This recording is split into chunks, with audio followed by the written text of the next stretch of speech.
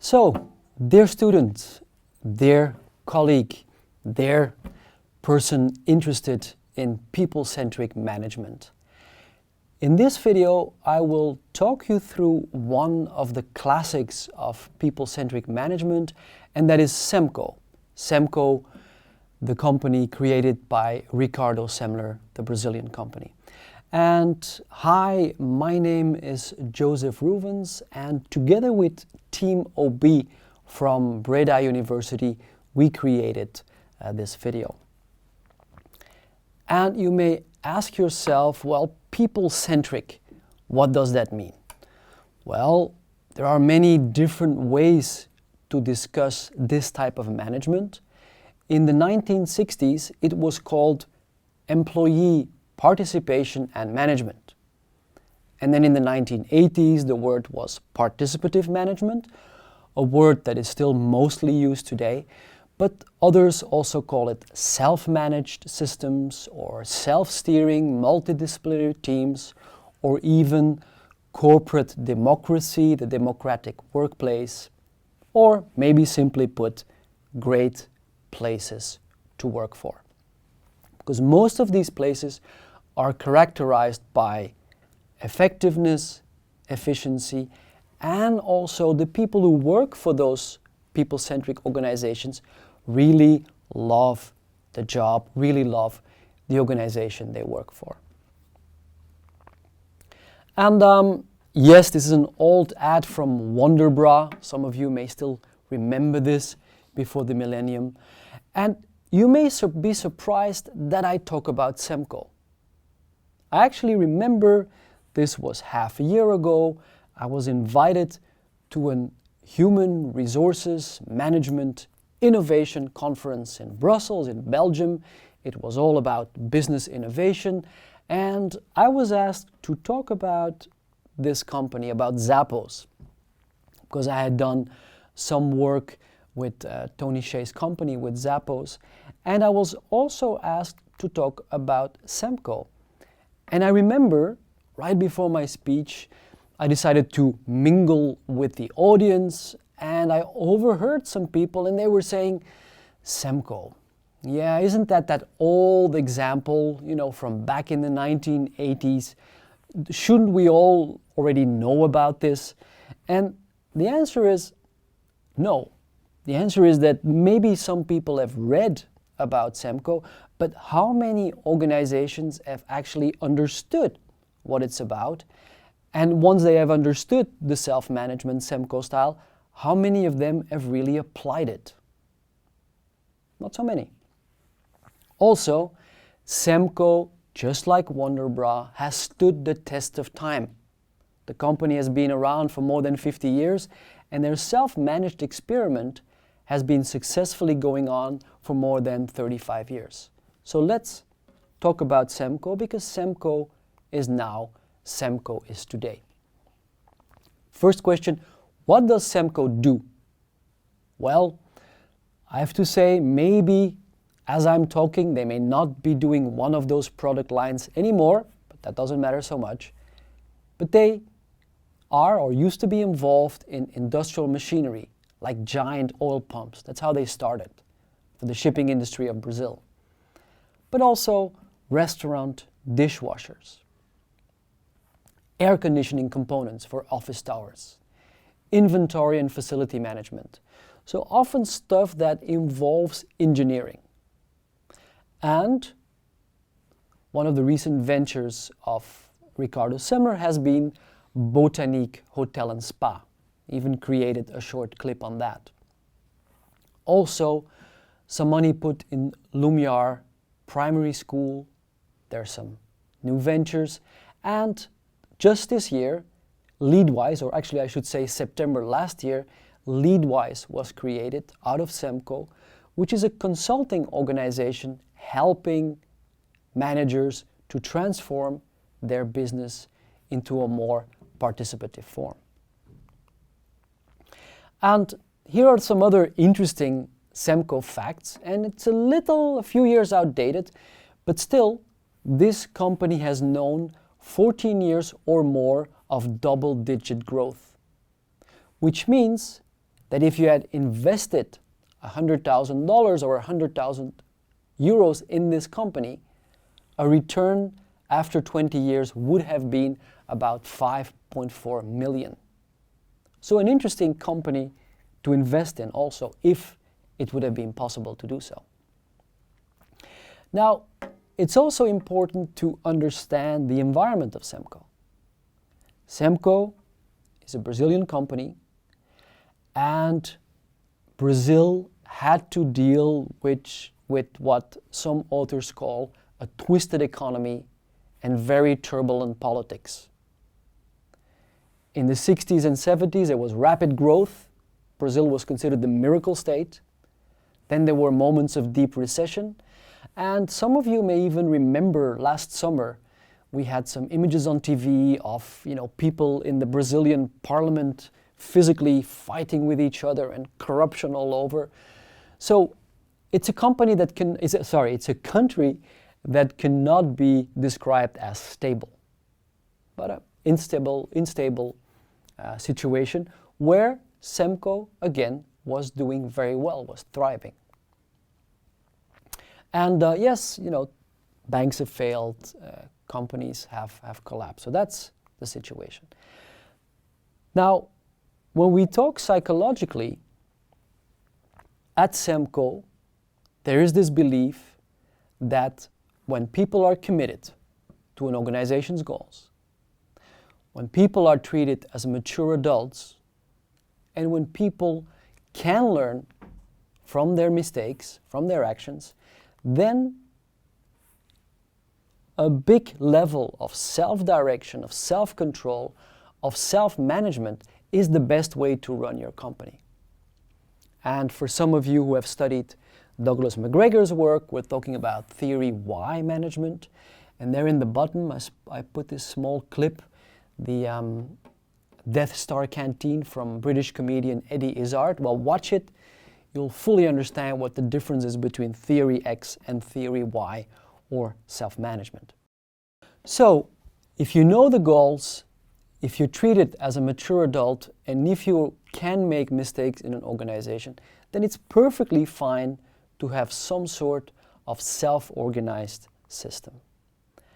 And basically, for a company to thrive, when you allow employees to create their own common sense, their own creativity in service of the enterprise, and that also means that important decisions have to be made close to the flow of work.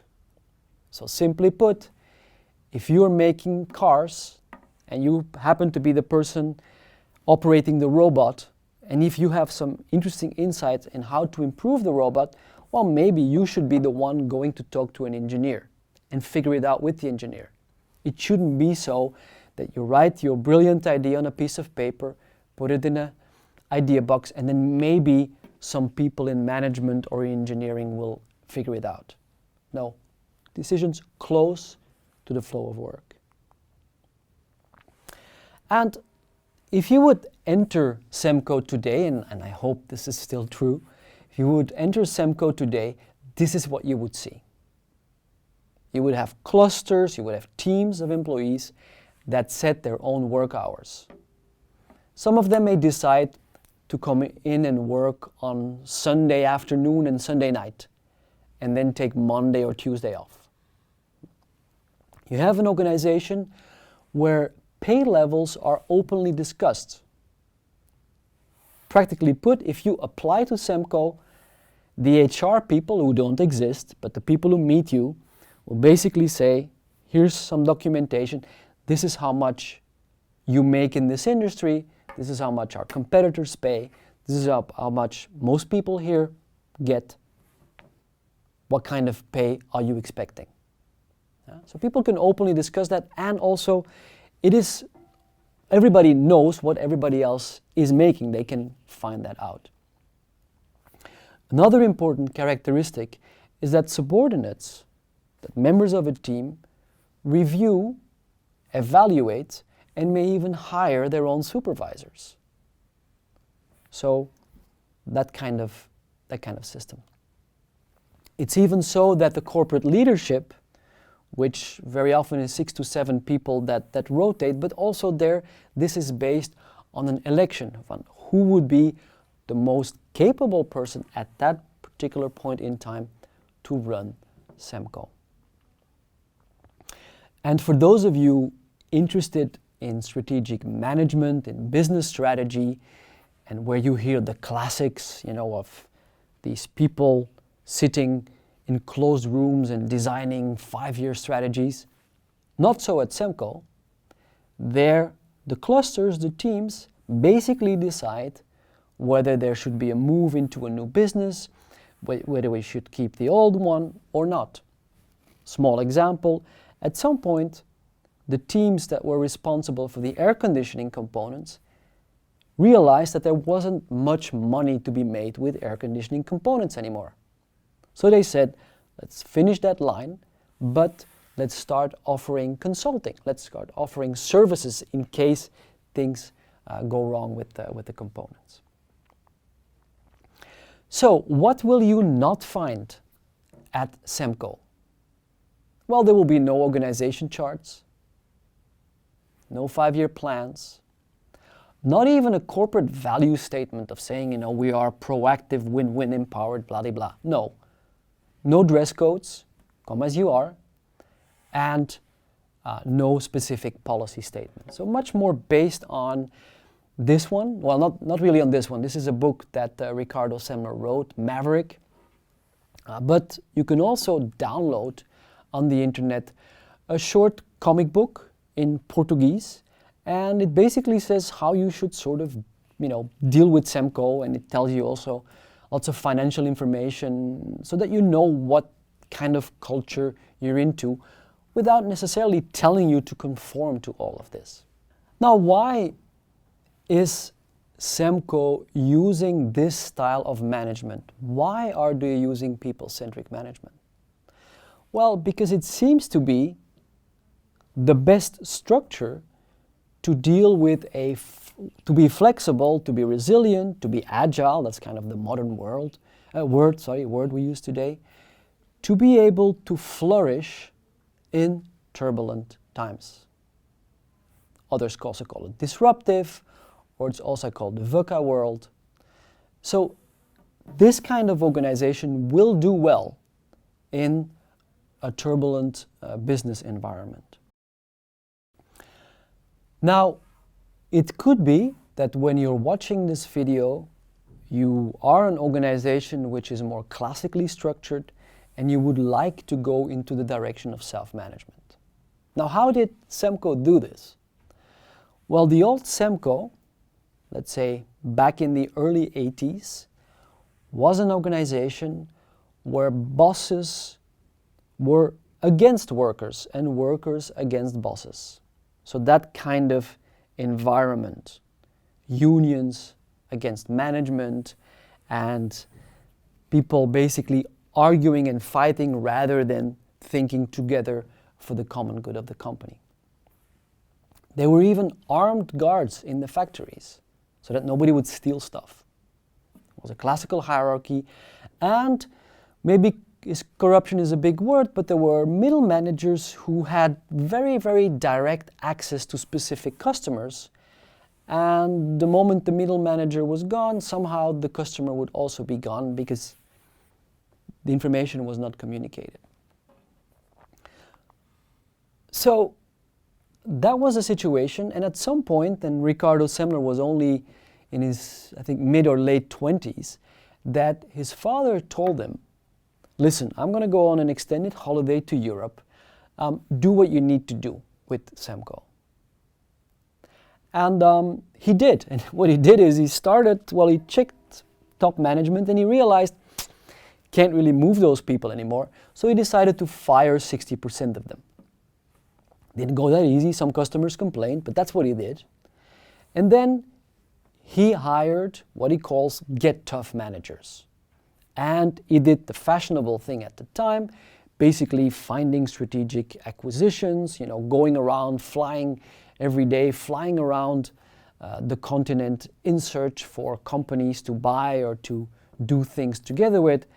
And the result was that Ricardo had what we now would call some sort of, well, maybe not a burnout yet, but at least he had a physical collapse. Had to be taken to hospital. And his doctor basically told him, if you continue this lifestyle, you will have a very short life. So he then realized, can't do it this way anymore. How can I manage differently? And, well, that's when the road to participation really started. He hired somebody who had been a director at Summerhill School. So this is a high school with a rather democratic view on education. So he hired him in to discuss about how shall we run SEMCO. And then they worked out small steps to self-governance. Because again, when you're dealing with this kind of change in habits, probably the most useful way is small steps.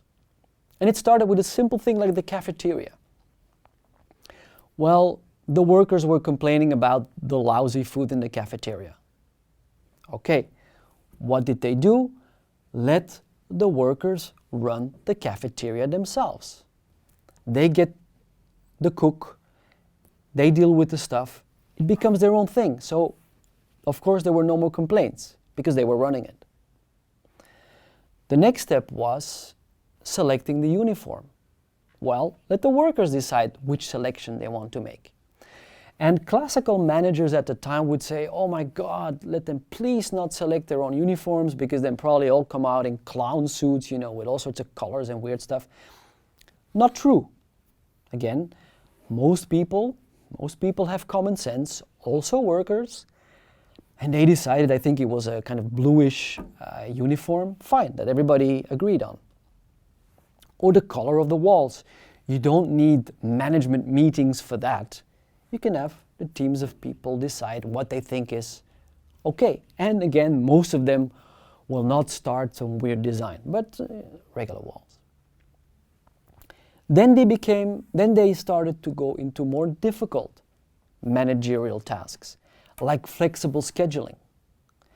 Let the teams decide when they want to work on a specific component that needs to be made. But of course the teams were aware of the client's needs, of the client's deadlines. And they just organized themselves to help the client, but also to make sure they were, for example, not stuck needlessly in traffic for 2 hours in Sao Paulo because somebody had told them, no, you must be there at 7 or you must be there at 8. No, flexible. And then as it went on, it was possible to openly discuss compensation. Then all pay was openly published. So we could basically call this open book management. And the staff members were also trained in being able to read financial information.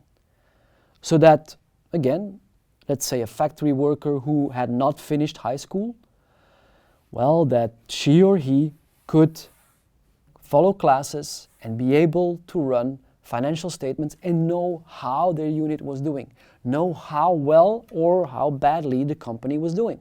Don't keep people in the dark, inform them. Because the great advantage was that when a recession hit the company and hit Brazil, employees were then able to decide in a very fair way who should be fired. And they didn't fire, their enemies or stuff like that. No, they basically checked who is not that competent and or who doesn't have a family. So taking into concern that you're not going to fire somebody who has a family with 5 kids that he or she needs to take care of, but maybe somebody new who doesn't have those responsibilities. And at the same time, leaving the door open of SEMCO to say when economically things go better, you come back. And these changes took at least 5 years. So this is a message again against those chainsaw rapid change consultants or managers, which in certain cases are necessary. I mean, when a company is dying, you need fast and furious change, but most of the time, no, slow transformation to self-management.